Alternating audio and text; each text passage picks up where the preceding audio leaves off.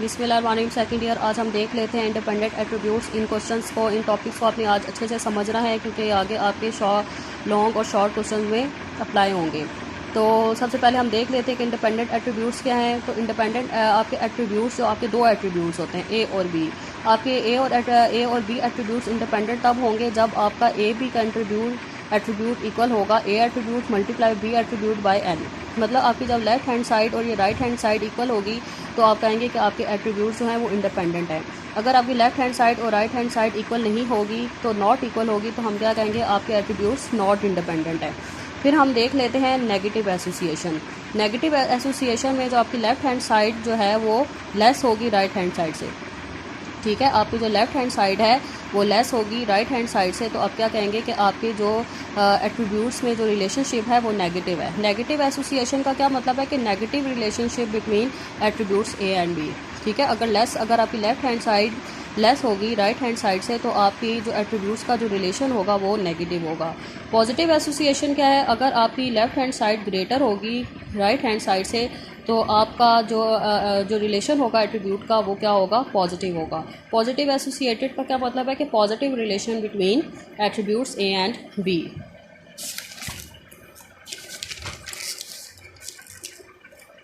Class अब हम देख लेते हैं कोफिशिएंट ऑफ एसोसिएशन। तो कोफिशिएंट ऑफ एसोसिएशन क्या है कि ये आपका ये कोफिशिएंट ऑफ एसोसिएशन का फार्मूला है। कोफिशिएंट ऑफ एसोसिएशन को हम क्यू से डिनोट करते हैं। ठीक है, कोफिशिएंट ऑफ एसोसिएशन भी आपको जो एट्रीब्यूट्स का ए और बी जो एट्रीब्यूट्स हैं उनका रिलेशनशिप बताता है। तो ये आपका कोफिशिएंट ऑफ एसोसिएशन का फार्मूला है, A B attribute multiply alpha beta attribute minus A beta attribute multiply alpha B attribute और divided by A B attribute alpha beta attribute plus A beta attribute multiply alpha B attribute. जो Q की range होती है वो -1 और +1 के बीच में लाई करता है। क्यू की रेंज क्या होती है, जो क्यू क्या है आपका कोफिशिएंट ऑफ एसोसिएशन। क्यू क्या है आपका कोफिशिएंट ऑफ एसोसिएशन और क्यू की रेंज क्या है -1 से +1। अगर आपका क्यू सपोज -1 आ जाता है तो आप क्या कहेंगे कि आप ये लिखेंगे कि perfect negative association between attributes A and B, कि आपका जो ए और बी एट्रीब्यूट्स हैं उनका आपस में नेगेटिव रिलेशन है। अगर आपका क्यू +1 आ जाए तो आप लिखेंगे कि perfect positive association between attributes A and B, कि आपका जो ए और बी है उसमें आपका पॉजिटिव रिलेशन है। अगर आपका क्यू 0 आ जाए तो आप कहेंगे कि आपके एट्रीब्यूट्स क्या हैं, इंडिपेंडेंट हैं। 3 चीज़ें आपने बतानी होती हैं, इंडिपेंडेंट हैं, पॉजिटिव एसोसिएशन है या नेगेटिव एसोसिएशन है। ठीक है, तो ये आप जो अभी आपको मैंने पीछे तरीका बताया है इंडिपेंडेंट वाला, पॉजिटिव एसोसिएशन और नेगेटिव एसोसिएशन के फार्मूले से भी आप इनकी एसोसिएशन फाइंड कर सकते हैं। इसके अलावा आप कोफिशिएंट ऑफ एसोसिएशन से भी फाइंड कर सकते हैं। कोफिशिएंट ऑफ एसोसिएशन आप तब अप्लाई करेंगे जब गिवन हो। ठीक है, कोफिशिएंट ऑफ एसोसिएशन आप कब अप्लाई करेंगे, जब आपको गिवन हो तब अप्लाई करेंगे, अदरवाइज आप पीछे वाला मेथड अप्लाई करेंगे। ठीक है, वो ए बी वाला, ग्रेटर लेस वाला। ठीक है क्लास। फिर कंसिस्टेंसी क्या है, कंसिस्टेंसी अगर आपका ए एट्रीब्यूट प्लस में आता है तो आप क्या कहेंगे कि आपका डाटा कंसिस्टेंट है। अगर आपका ए एट्रीब्यूट माइनस में आ जाए तो फिर आप क्या कहेंगे कि आपका डाटा इनकंसिस्टेंट है। ठीक है क्लास, आपको क्लियर हुआ। अब हम देख लेते हैं इसका क्वेश्चन। तो क्वेश्चन नंबर 1 देख लें। तो क्वेश्चन नंबर 1 में आपको वो कह रहा है कि आपने तमाम क्लास फ्रीक्वेंसीज फाइंड करनी है। ठीक है, जो टेबल के अंदर जो एट्रीब्यूट्स होते हैं यही फ्रीक्वेंसीज होती हैं। ठीक है, ठीक है, ये जो आपकी टेबल के अंदर जो आपके एट्रीब्यूट्स हैं यही आपकी क्लास फ्रीक्वेंसीज हैं। तो वो कह रहा है कि आपने तमाम क्लास फ्रीक्वेंसीज जो आपको एक तो ये गिवन है, इसके अलावा बाकी आपने तमाम क्लास फ्रीक्वेंसीज फाइंड करनी है। आपको अल्फ़ा गिवन है, अल्फ़ा का एट्रीब्यूट गिवन है, बी का एट्रीब्यूट गिवन है, ए बीटा का एट्रीब्यूट गिवन है और एन गिवन है। इसके अलावा जो बाकी के एट्रीब्यूट्स हैं वो आपने फाइंड करने हैं। ठीक है, तो इसको फाइंड करने से पहले आप इस तरह टेबल बना लें। अगर आप टेबल बना लें तो आप इजीली इनको फाइंड कर सकेंगे बाकी के एट्रीब्यूट्स को। तो आप इसी तरह टेबल बनाएं, A alpha B beta total और टोटल। तो ए और बी को मल्टीप्लाई करने से A B attribute, alpha B को मल्टीप्लाई करने से अल्फ़ा बी का एट्रीब्यूट, ए बीटा को मल्टीप्लाई करने से ए बीटा का एट्रीब्यूट और अल्फ़ा बीटा को मल्टीप्लाई करने से अल्फ़ा बीटा का एट्रीब्यूट। इन ए बी और अल्फ़ा बी को मल्टीप्लाई करने से क्या ऐड करने से ए बी को ए बी का एट्रीब्यूट और अल्फ़ा बी का एट्रीब्यूट को प्लस करने से क्या बनता है, बी का एट्रीब्यूट। ए बीटा और प्लस अल्फ़ा बीटा क्या बनता है आपका, बीटा। इसी तरह ए बी और alpha A beta, A B और प्लस ए बीटा क्या आपका बनता है, ए का एट्रीब्यूट और अल्फ़ा बी का एट्रीब्यूट और प्लस अल्फ़ा बीटा का एट्रीब्यूट आपका क्या बनता है, अल्फ़ा। ठीक है। इसी तरह इन दोनों को टोटल करने से n बनता है और इन दोनों को टोटल करने से भी n बनता है। ठीक है। अब आपको ये चीज़ें गिवन है जो मैं मार्कर में मैंने लिखी हुई है। आपको a बीटा गिवन है 20, इसके अलावा आपको b गिवन है 70, आपको अल्फ़ा गिवन है 50, आपको n गिवन है 100। अब बाकी की ये जो चीज़ें आपको नहीं पता ये आपने फाइंड करनी है। बाकी की ये क्लास फ्रिक्वेंसीज है, बाकी की आपने ये क्लास फ्रिक्वेंसीज फाइंड करनी है। तो आपने कितनी टर्म्स फाइंड करनी है? 1 2 3 4 5, ये 5 क्लास फ्रिक्वेंसीज आपने फाइंड करनी है। ठीक है। तो सबसे पहले आप देखें, आपको टेबल के अकॉर्डिंग आप इसको सॉल्व करें। अब आप देखें, आपको बीटा, आपने सबसे पहले आप बीटा निकालें। अगर आप n में से b को माइनस करें तो पीछे आपका क्या बचेगा? बीटा बचेगा। तो beta is equal to n minus beta. ठीक है। 100 में से 70 को माइनस करें तो बीटा की वैल्यू आएगी। तो beta is equal to n minus B, 100 minus 70 is equal to beta क्या आ गया? 30। तो ये हमारा पहली वैल्यू आ गई 30। ठीक है। फिर हमने ये हमारी वैल्यू आ गई। अब फिर हमने निकालना है a, ये a निकालना है। तो a कैसे निकलेगा? इसी तरह आप 100 को इस 50 से माइनस करें, मतलब n माइनस अल्फ़ा करें तो आपका क्या आ जाएगा? a का एट्रीब्यूट। तो 100 minus n minus alpha, 100 minus 50, तो क्या आ जाएगा आपका? 50। ठीक है क्लास। फिर इसी तरह आपने अब a b निकालें, तो आप 50 और 20 को माइनस करें तो आपका क्या आ जाएगा? a b आ जाएगा। तो a b आपका क्या आ जाएगा? 30।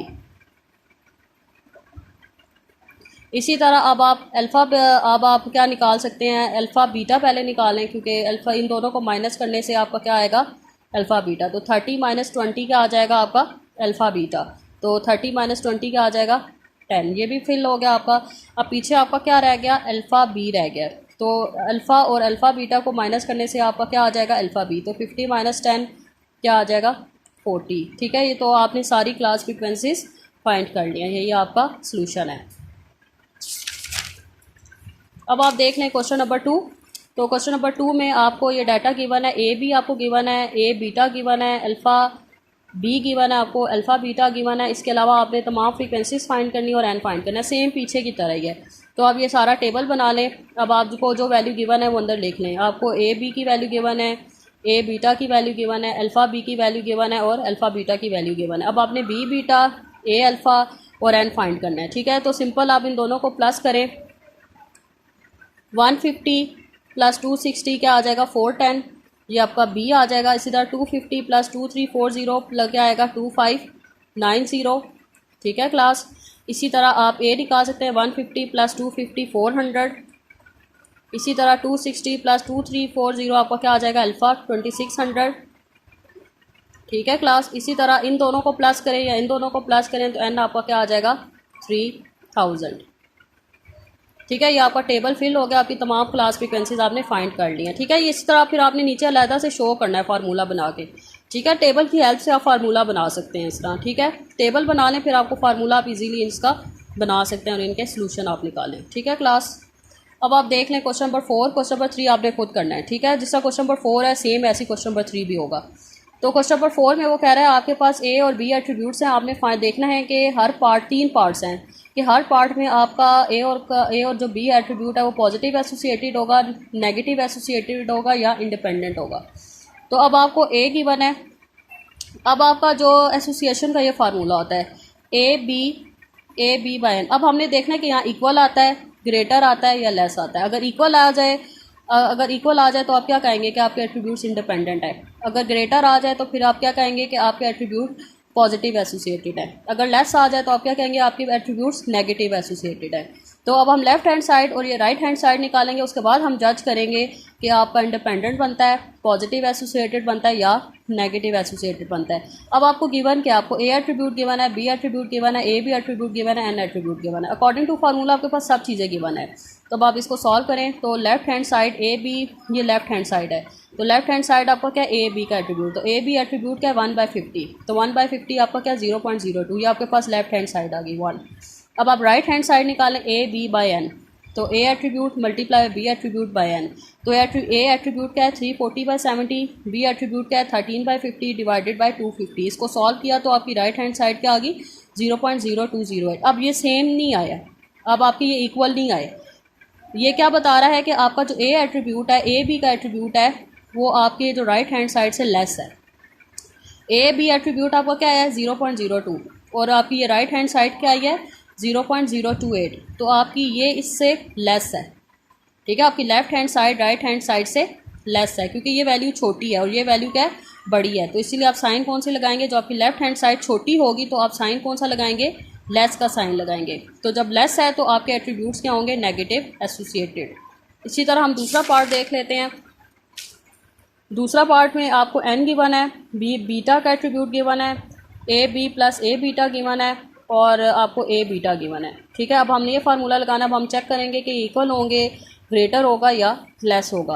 अब आपको ए बी भी नहीं पता, आपको ए एट्रीब्यूट भी नहीं पता, आपको बी एट्रीब्यूट भी नहीं पता और एन आपको बस पता है। तो हम ये चीज़ें फाइंड करेंगे, तो हम इस फार्मूले पुट करेंगे। सबसे पहले हम ये चीज़ें फाइंड कर लेते हैं। तो ये चीज़ें फाइंड करने से पहले हम एक टेबल बना लेते हैं, क्योंकि टेबल से हम इजीली इसको फाइंड कर सकते हैं। तो टेबल में आपको ए बीटा गिवन है, वो आप इधर लिख दें 20। ए आपको गिवन है आपको ए बी सॉरी ये 35 कैसे आया, क्योंकि ए बी इन दोनों को प्लस करने से, क्योंकि A B plus A beta is equal to 35 है। तो A B plus A beta आपका क्या बनता है, ए एट्रीब्यूट। इन दोनों को प्लस करने से ये टर्म बनती है। तो ये किसके, A B plus A beta 35, ये किसके इक्वल है, ए के इक्वल है, ए का एट्रीब्यूट।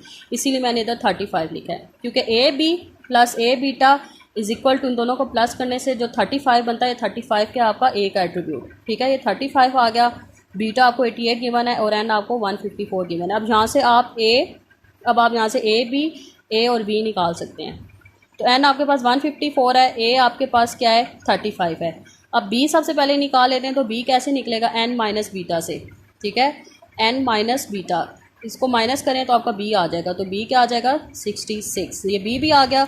अब आप ए बी निकालें, तो ए बी आपके पास कैसे निकलेगा, ए माइनस ए बीटा, ए भी निकालना है ना, तो ए माइनस ए बीटा। 35 माइनस 20 क्या आ जाएगा, 15, ठीक है। तो ये 15 आपका क्या आ गया, ए बी, ठीक है क्लास। अब आपके पास सारी टर्म्स आ गई हैं। अब आप इस फार्मूले में पुटिंग कर दें, left hand side is equal to A B. तो ए बी आपके पास क्या है, 15, ये 1 हो गया, 1 इक्वेशन 1 पार्ट। और राइट हैंड साइड आपकी क्या है, ए बी बाई एन। तो ए क्या है 35, बी क्या है 66 बाई एन 54।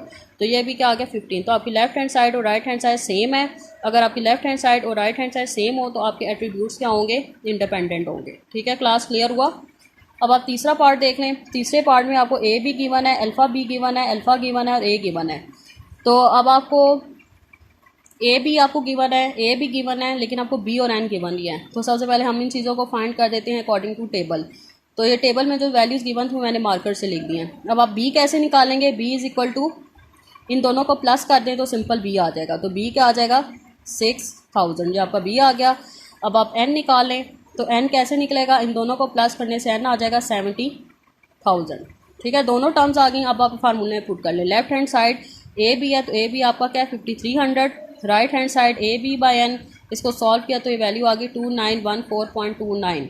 अब आपकी लेफ्ट हैंड साइड जो है वो 5300 है और राइट हैंड साइड आपकी है 2914.29। अब आपकी जो लेफ़्ट हैंड साइड है वो ग्रेटर है, ठीक है। जो लेफ़्ट हैंड साइड है वो आपकी क्या है, ग्रेटर है। तो इसीलिए आप कौन सा साइन लगाएंगे, ग्रेटर का साइन लगाएंगे। अगर आपकी लेफ़्ट हैंड साइड ग्रेटर हो तो फिर आप साइन क्या लगाएंगे, ग्रेटर।